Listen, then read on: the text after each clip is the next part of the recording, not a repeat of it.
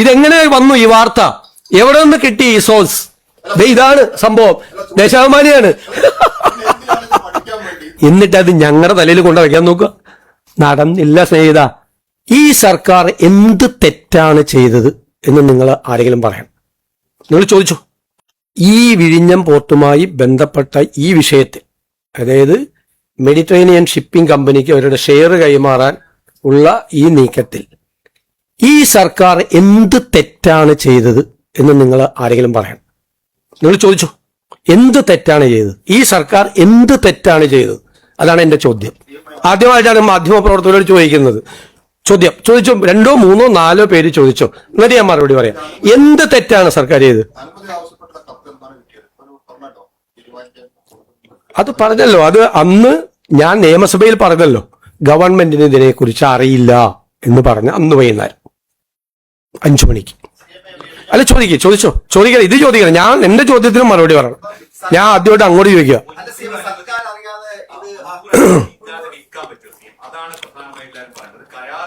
മുൻകൂർ അനുമതി വേണം എന്നുള്ള ക്ലോസിലേക്ക് മുൻകൂർ അനുമതി ഇല്ലാതെ 49% ഓഹരി വിൽക്കുന്നു. അത് സെബി അറിയിക്കുന്നു. പക്ഷെ ക്ലോസിൽ അന്തിമ കരാർ മുമ്പ് ഒരു വ്യവസ്ഥ ഉണ്ടെന്നാണ് അദാനി പറയുന്നത്. അടുത്ത ചോദ്യം ചോദിച്ചു.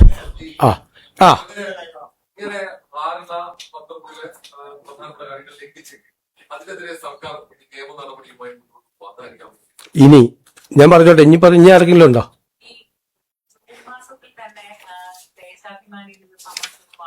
അല്ല, അത്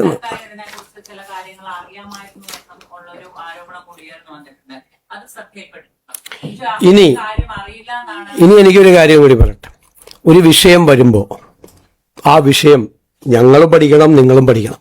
റിപ്പോർട്ട് ചെയ്യുന്നവർ ഒരു 60% മാധ്യമങ്ങൾ റിപ്പോർട്ട് ചെയ്തത് ഓഹരി കൈമാറ്റം നടന്നു എന്നാണ്. പറഞ്ഞു, റിപ്പോർട്ടർമാർ പറഞ്ഞിട്ടുണ്ട്. ഞാൻ കാണിച്ചാൽ എൻ്റെ കയ്യിൽ തെളിവുണ്ട്. ഓഹരി കൈമാറ്റം നടന്നു എന്ന്. ഒരു ഓഹരി കൈമാറ്റവും നടന്നിട്ടില്ല.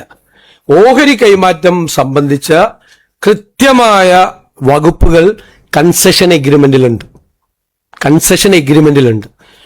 ഗവൺമെന്റിന്റെ മുൻകൂർ അനുമതി ഇല്ലാതെ, കാരണം ഈ പോർട്ടിന്റെ ഓണർ എന്ന് പറയുന്നത് സംസ്ഥാന ഗവൺമെന്റാണ്.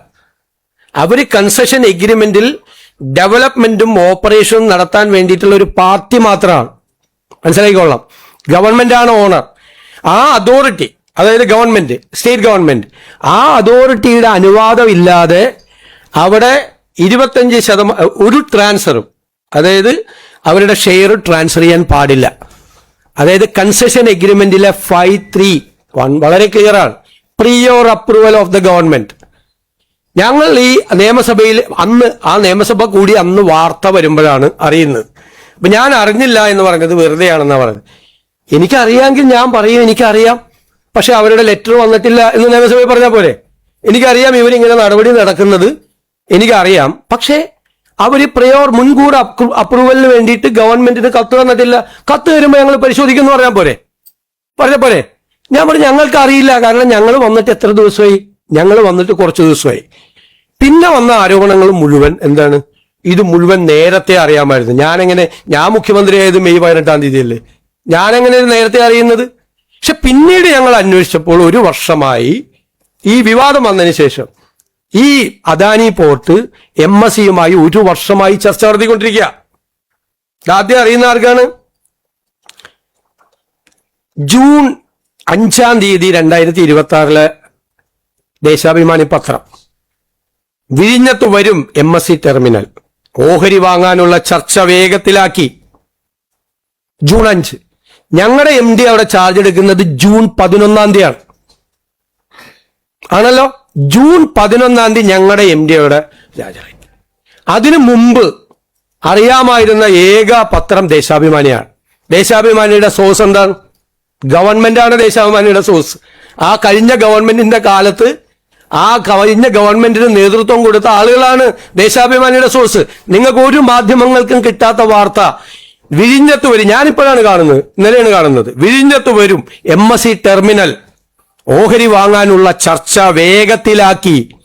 അപ്പൊ ഞങ്ങളുടെ MD അവിടെ ചാർജ് എടുത്തതിന് ശേഷമല്ല, അതിനു മുൻപ് അവിടെ MD ഉണ്ടായിരുന്നു, ഗവൺമെന്റ് ഉണ്ടായിരുന്നു, പോർട്ട് മന്ത്രി ഉണ്ടായിരുന്നു. കഴിഞ്ഞ ഗവൺമെന്റിന് അറിയാമായിരുന്നു MSC ആയിട്ടുള്ള. എന്നിട്ട് അത് ഞങ്ങളുടെ തലയിൽ കൊണ്ടുവയ്ക്കാൻ നോക്കുക. ഇതെങ്ങനെ വന്നു ഈ വാർത്ത? എവിടെ നിന്ന് കിട്ടി ഈ സോഴ്സ്? ദേശാഭിമാനി പത്രത്തിന് എവിടെ നിന്നാണ് ഈ സോഴ്സ് കിട്ടിയത്? 5-ാം തീയതി MSc വരും. എന്നിട്ട് അതിൽ വേറെ വാർത്ത കൂടിയുണ്ട്.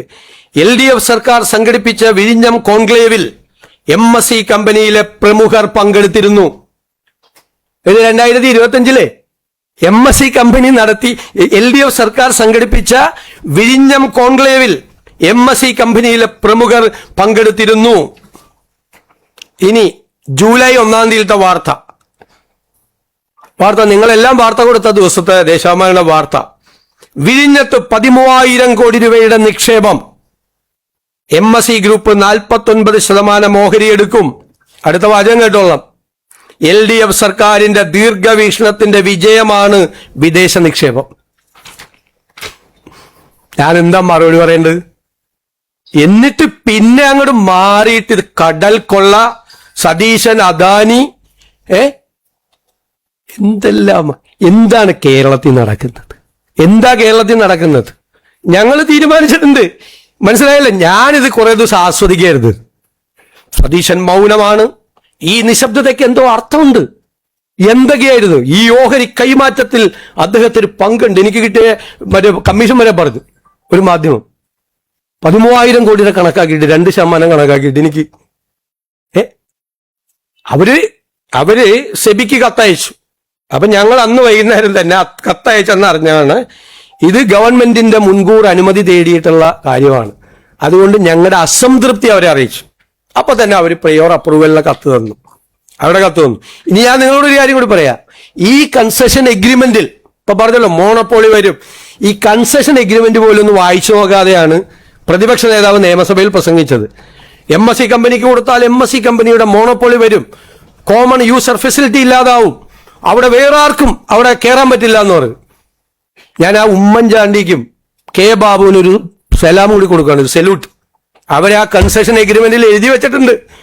ഒരു കോമൺ യൂസർ ഫെസിലിറ്റി ഇല്ലാതാക്കിയ ഗവൺമെന്റ് ഇടപെടാൻ പറ്റും. 581 എഴുതി വെച്ചിട്ടുണ്ട്. കോമൺ യൂസർ ഫെസിലിറ്റി വേണം. ഒരാളുടെ മോണോപോളി അവിടെ പറ്റില്ല എന്ന്. ഈ ഗവൺമെന്റ് MScക്ക് ഇത് കൊടുത്താൽ അവിടെ വേറെ ഒരാൾക്ക് ഓപ്പറേഷൻ നടത്താൻ പാടില്ല എന്നാണ് ആരോപണം പറഞ്ഞത്. അത് ഇവർ വന്നാൽ അങ്ങനെ ആവുമെന്ന്. ആ ക്ലോസ് വരെ പ്രൊട്ടക്ട് ചെയ്തിട്ടുണ്ട് ഈ എഗ്രിമെന്റിൽ. കൺസെഷൻ എഗ്രിമെന്റ് ഒന്ന് വായിച്ചു നോക്കട്ടെ. എന്നിട്ട് ഈ MSc ആയിട്ടുള്ള ചർച്ച നടത്തിയത് അറിയാം. അവർ വന്നാൽ ഈ LDF ഗവൺമെന്റിന്റെ ഒരു ദീർഘകാലമായിട്ടുള്ള ഒരു ഇതാണ്, അവരുടെ വിഷനാണ് MSc വരുന്നത്. ഇതെല്ലാം പറഞ്ഞിട്ട് 24 മണിക്കൂറൊക്കെ മാറ്റി പറഞ്ഞിട്ട് എന്റെ നേരെ വിരൽ ചൂണ്ടിയാൽ ഞാൻ പറയാറുണ്ടല്ലോ, ബാക്കി 4 വിരലും സ്വന്തം നെഞ്ചത്തോട്ടാണ് എന്ന് പറഞ്ഞ ക്ലിയർ ആയല്ലോ? ആർക്കെങ്കിലും സംശയം ഉണ്ടോ? ഇനി പറഞ്ഞോ ഏത് സംശയം ചോദിച്ചോളാം. ഒരു കരാർ ലംഘനം ഉണ്ടായിട്ടില്ലല്ലോ. കരാർ ലംഘനം ഓഹരി കൈമാറ്റം നടത്തിയാൽ കരാർ ലംഘനമാവും. അല്ല ചോദിച്ചോ ഓഹരി കൈമാറ്റം നടത്തിയിട്ടില്ലെന്ന്. ഇതാണ് സംഭവം. ദേശാഭിമാനിയാണ് ഓഹരി കൈമാറ്റം നടത്തിയില്ലെന്ന്. അതാണ് ചോദിച്ചത്.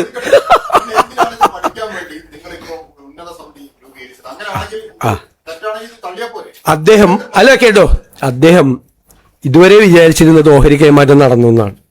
എന്നോടത് ചോദ്യം. ഓഹരി കൈമാറ്റം നടന്നില്ല സ്നേഹിത, നടന്നില്ല. നടക്കണമെങ്കിൽ ഒരുപാട് പ്രോസസ് ഉണ്ട്. അത് മിനിസ്ട്രി ഓഫ് ഹോം അഫയേഴ്സിൽ പോകണം.